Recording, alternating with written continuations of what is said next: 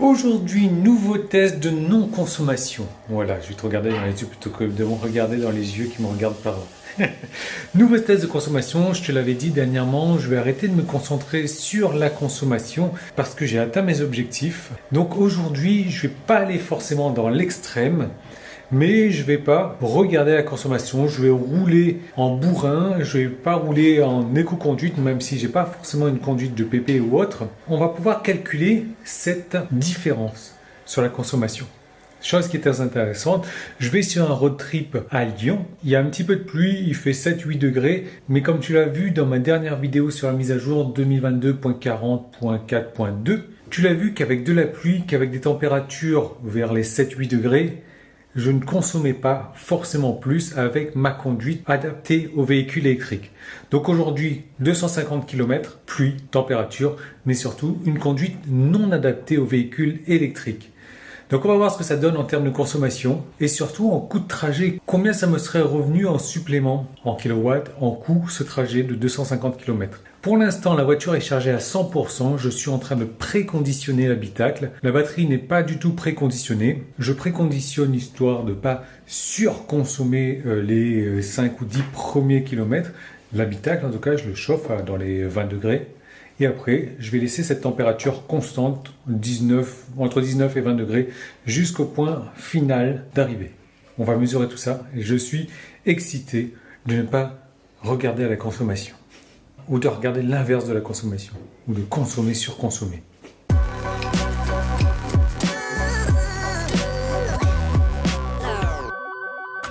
Voilà, je suis à 99%, il prévoit qu'on arrive avec 24%, donc 75%, ce qui est plus qu'avant. Voilà, je suis à 20 en manuel sur un volant chauffant, siège automatique. Je vais me mettre quand même sur 19, c'est trop chaud pour moi là. Et voilà un petit peu le temps qu'on a. Voilà, c'est ça. Donc on verra bientôt ça, 2h48. Waouh! Et on est bien évidemment avec péage.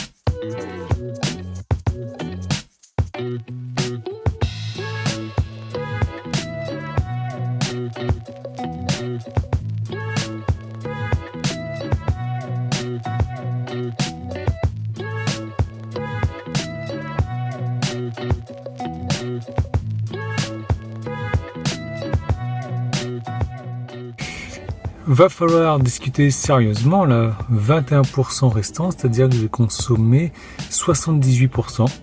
Il fait 5 degrés, 14h40. Donc au niveau des compteurs, je suis à 174 de moyenne.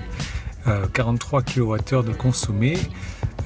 Si tu veux, je vais reprendre les chiffres dans un instant puisque j'ai fait ce trajet beaucoup de fois. Et je vais pouvoir voir exactement la surconsommation en termes de kilowatts, en termes de pourcentage, en termes de tarifs aussi.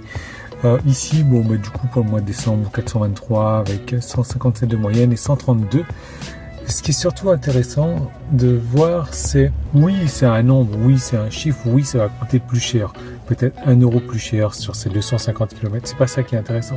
C'est cette surconsommation qui est due à la non-éco-conduite. Hein. Regarde, tu vois, je suis toujours en chauffage manuel, 19 degrés, etc. Qui est due à la non-éco-conduite. Combien de kilomètres en moins elle me fait faire sur mes trajets par rapport à un plein de la batterie? Ça, on va en discuter. Et c'est là où ça va être super intéressant. J'ai aussi oublié de te montrer ça. Il aurait fallu que je roule encore en dessous des 110 km/h pour économiser 6% de batterie. N'importe quoi quand même, n'importe quoi. Donc du coup, j'ai consommé 20% de plus par rapport à la conduite. J'imagine parce que j'ai roulé à 120 au lieu de 130. Je comprends pas. Et l'éco de conduite, voilà, j'aurais économisé encore Voilà, je comprends pas. L'altitude, si quelqu'un peut me dire, ça correspond à quoi? Comment ça se fait que j'ai fait 1% d'altitude en plus? Je sais pas, je ne sais pas. Pour ces statistiques, on va évoluer, c'est pas la même chose, donc reste jusqu'à la fin. Donc cette fois-ci, 10 248 km comme d'habitude, 43 kWh, 174 Wh par kilomètre de moyenne.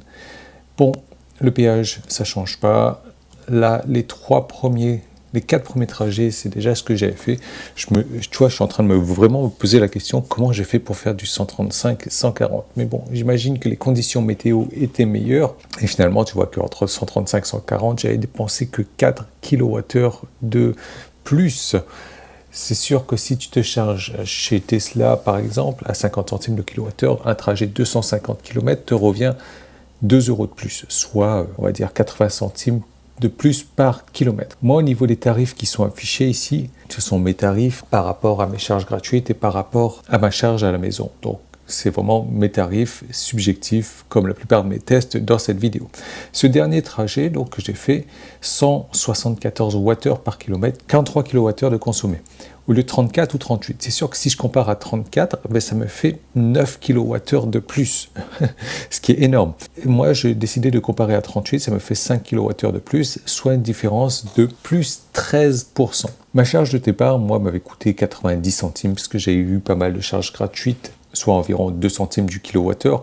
J'étais parti à 100%, j'aurais pu faire 344 km avec ma charge de départ. Et c'est bien ça le problème. C'est qu'en ayant une moyenne de 135 Wh par kilomètre, avec un plein, je peux faire 444 km. En ayant la moyenne à 140, tu la vois, la colonne est tout à droite, j'aurais pu faire 428 km avec un plein. 153, 151, je tourne entre 300, on va dire un petit peu moins de 400 km. Et là, à 174, je suis à moins de 350 km avec un plein, en extrapolant. C'est hallucinant. Donc, d'où vient cette différence? Moi, je dis pas forcément de la température. Oui, certes, la température joue un petit peu, c'est un fait, c'est connu. Et par contre, si tu regardes la vidéo mise à jour que j'ai faite de 2022.40.2 ou un truc comme ça, j'avais montré que malgré des faibles températures, ma consommation n'avait pas forcément augmenté. Qu'est-ce qui fait que j'ai 13% de consommation en plus? Eh bien, pour moi, c'est la pluie. J'ai eu la pluie tout le trajet. Et ça, franchement, je l'ai remarqué encore. Moi, j'ai roulé un petit peu sur Lyon hier. Le trajet aller, je l'ai fait sous la pluie. Le trajet retour, je l'ai fait sans pluie. Et bien, tout de suite, je vois une différence d'à peu près 15% de consommation. Donc, faible température, oui, certes, ça va augmenter un petit peu la conso, mais c'est surtout la pluie qui augmente énormément la conso. Et c'est normal. Tu as des impacts en permanence sur la carrosserie de la voiture, donc forcément, ça réduit la vitesse de la voiture, donc il faut plus accélérer pour maintenir cette même vitesse. Le coefficient CX, je t'en parle même pas. Bon, voilà. Je ne sais pas ce que tu en penses. Laisse-moi savoir ça en commentaire. La consommation, après, reste raisonnable, je dirais. Je suis à 174. Donc si tu veux, par rapport à 38 kWh de consommé, j'en ai consommé 43, c'est-à-dire 5 kWh de plus. Si je devais faire une recharge superchargeur, ça m'aurait coûté 5 fois 50 centimes, c'est-à-dire 2,50 € pour un trajet de 250 km, soit 1 € de plus pour 100 km. Franchement, ça reste pas cher. Là, tu vois que moi, perso, là, je suis à 26 centimes pour 100 km. Là, c'est vraiment en fonction de mes charges gratuites et du tarif de mon kilowattheure à la maison. Donc, voilà un petit peu les statistiques. Bon, je te montre le tout avec le péage, etc. Ça, tu en as l'habitude. Mais je suis vraiment bluffé de cette consommation par rapport à la pluie. Et comme je te dis, et laisse-moi savoir ça en commentaire, le froid augmente la conso, mais la pluie beaucoup plus. Et forcément, le froid plus la pluie. Et imagine si tu as de la neige en plus. Waouh, catastrophe. Si tu es arrivé à ce stade-là de la vidéo et que tu n'es pas encore abonné, fais-le, s'il te plaît. Laisse-moi un pouce en haut, laisse-moi un commentaire et je te dis à très bientôt dans une prochaine vidéo.